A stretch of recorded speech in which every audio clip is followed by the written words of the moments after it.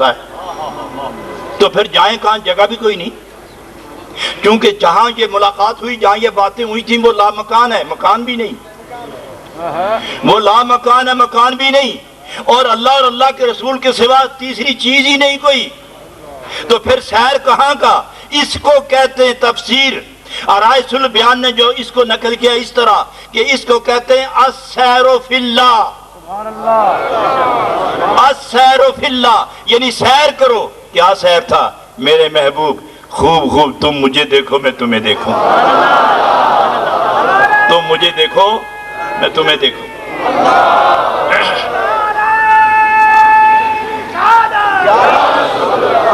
میں آپ کو پھر بنیاد کی طرف لے جانا چاہوں گا، پھر بنیاد کی طرف۔ اللہ نے اپنے محبوب صلی اللہ علیہ وسلم جناب محمد رسول اللہ بآواز بلند صلی اللہ علیہ وسلم، جو عام حالت میں ہونا آپ کہہ دیا کریں صلی اللہ علیہ وسلم، سلم نہیں، صلی اللہ علیہ وسلم۔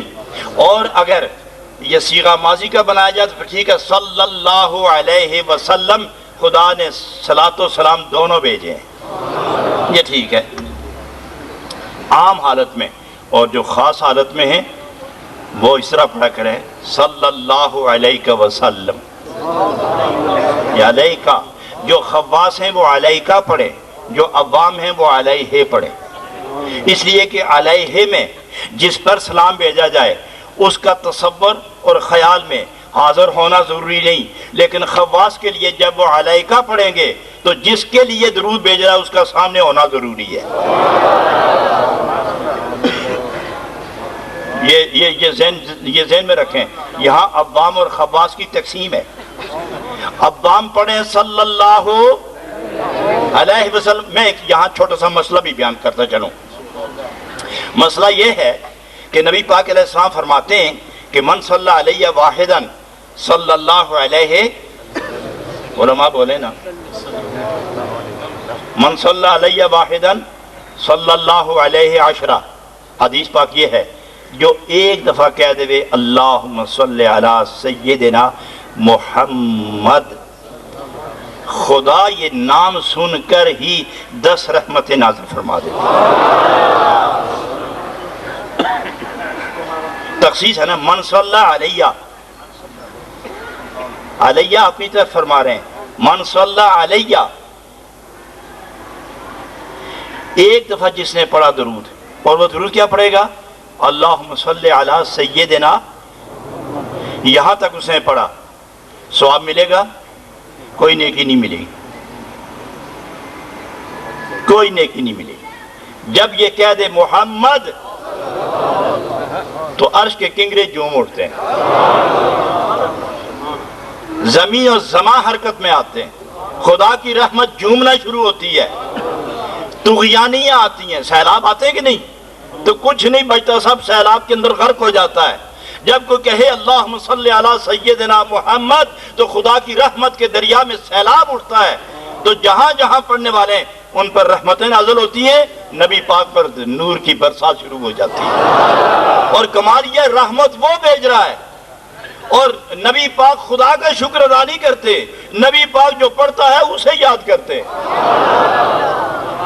اسے یاد کرتے۔ اگر وہ یہ کہیں کہ اللہ تعالیٰ شکر رحمت نازل کی تو پڑھنے والے تجھے کچھ نہیں ملے گا، اس لیے نبی پاک نے فرمایا میں تجھے کیوں نہ یاد کروں جسے میرا نام لیا، تاکہ میں اور خدا دونوں تم پر راضی ہو جائے۔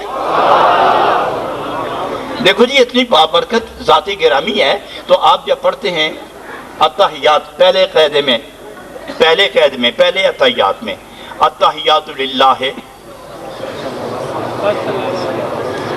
آگے جڑتے جلو، چلتے جائیں، وَأَشْهَدُ أَنَّ مُحَمَّدًا عَبْدُهُ وَرَسُولُهُ، قاعدہ مکمل ہو گیا۔ اب نمازی کو کیا کرنا چاہیے؟ جڑے نمازی ہو وہ تو بولو نا۔ اب یہاں نمازی کیا کرے گا؟ کھڑا ہو جائے گا، اور اگر کھڑا نہیں ہوا اسے یاد ہی نہیں رہی اور آگے نکل گئے، آگے نکل کے اس نے درود پڑھنا شروع کیا اور درود پڑھا اللہم صلی علی سیدنا بس، اور یاد آیا کہ مجھے اٹھنا ہے تو کھڑا ہو گیا۔ اس پر سجدہ صاحب واجب نہیں ہے، ثواب میں کمی نہیں ہے، اور اگر اللہم صلی علی سیدنا پڑھ کے اٹھا نہیں، یاد نہیں آیا، آگے نکل گیا اور اس نے پڑھ لیا محمد، پھر خیال آیا، کھڑا ہو گیا۔ اب جمہور محققین، جمہور مفسرین فرماتے ہیں تم پر سجدہ صاحب لازم آ گیا ہے۔ یہاں اعتراض ہے، یہاں میں اعتراض کرتا ہوں۔ سوال یہ ہے کہ جس نام پر 10 رحمتیں نازل ہوں، اتحیات میں وہ نام لینے پر سجدہ صاحب واجب کیوں ہوا؟ سجدہ صاحب تو غلطی کی وجہ سے ہے۔ تو فرمایا غلطی کیا ہے؟ یہ تعدیل ارکان میں فرق آیا ہے۔ تعدیل ارکان کیا ہے؟ کہ ہر رکن کی اپنی حد ہے، ہر عمل کی اپنی ایک حد ہے، اس حد سے پیچھے رہنا یہ بھی واجب کے خلاف، یہ بھی واجب ٹوٹتا ہے، اس سے آگے جانا یہ بھی واجب ٹوٹتا ہے۔ تو فقہاء اس کا جواب یہ دیتے ہیں کہ نبی پاک کا نام لینا، نبی پاک نہ ہوتے تو نمازیں کہاں ہوتی؟ وہی آئے تو نمازیں بھی آئی ہیں، تو جن کے صدقے نماز ملی وہ نماز میں ان کا نام لینے سے سجدہ صاحب کیوں واجب آیا؟ کیوں تعدیل ارکان کی شرط یہاں لاگو ہوئی ہے؟ اسے کیوں یہاں منطبق کرتے ہو؟ تو اس کا جواب یہ ہے کہ اس لیے نہیں کہ دیر ہو گئی، بلکہ اس لیے کہ تو نے بغیر خیال کے نبی کا نام لیا ہے۔ نکتہ یہ ہے تو نے بغیر تصور کے، تو نے بغیر خیال کے نبی کا نام لیا ہے، اس لیے تمہیں سجدہ کرنا پڑے گا۔ اور اس لیے حجت الاسلام امام غزالی رضی اللہ عنہ فرماتے ہیں کہ جب السلام علیکہ ایھا النبی پڑھو تو اس طرح نمازیوں ایمان والوں نہ پڑھنا، بلکہ وَاحْذُرْ شَخْصَهُ الْكَرِيمِ وَقُلْ السلام علیکہ ایھا النبی، جب یہاں پہنچو تو سب سے پہلے نبی کا تصور لاؤ خیال میں، نبی کو اپنے تصور میں لاؤ، نبی پاک کو اپنے خیال میں لاؤ، نبی پاک کو اپنے خیال میں لاؤ۔ وہ یہاں ہیں تمہیں نظر نہیں آتے تو بہتر یہ ہے کہ تم اپنے آپ کو مدینے میں سمجھو، بہتر یہ ہے کہ وہ ہیں تمہیں نظر نہیں آتے، اس کے لیے تو بڑی محنت کی ضرورت ہے، وہ ہیں نظر نہیں آتے نا۔ اس سے آسان طریقہ یہ ہے کہ خود کو مدینہ شریف میں سمجھو کہ میں یہاں نبی پاک کے قدموں میں بیٹھا ہوں تو یہاں پڑھ رہا ہوں السلام علیکہ ایھا النبی۔ اور حضرات اس پر محدثین لکھتے ہیں، محدثین لکھتے ہیں کہ ایک آدمی کو چھینک آئی، صحابی کو، قبر شریف کے پاس بیٹھا ہوا تھا، تو اس نے کہا الحمدللہ، تو قبر پاک سے نبی پاک نے جواب دیا یرحمک اللہ۔ اس نے ایک تنکا لیا، تنکا لے کے اس نے ناک میں پھیرنا شروع کیا، اسے پھر چھینک آئی تو اس نے کہا زور سے الحمدللہ، پھر جواب آیا یرحمک اللہ۔ اس نے دوسری طرف پھر تیلا پھیرا، تنکا گھمایا، تو پھر جب چھینک آئی تو زور سے کہا الحمدللہ، تو جواب آیا یرحمک اللہ۔ تو دوسرے نے پکڑی یہ کیا کرتے ہو؟ ارے اللہ کے بندے سن تو صحیح، جب چھینک آتی ہے میں الحمدللہ کہتا ہوں، قبر پاک سے نبی پاک جواب دیتے ہیں، تم نہ اس طرح کرتے تو نہ جانے کب تک میں لگا رہتا یہ کیفیت۔ تو اس ذات گرامی کی یہ کیفیت ہے کہ اسی ذات گرامی کو رب نے فرمایا، کہہ رہا ہوں یہ نہیں فرمایا وَكَانَ كَذَلِكَ،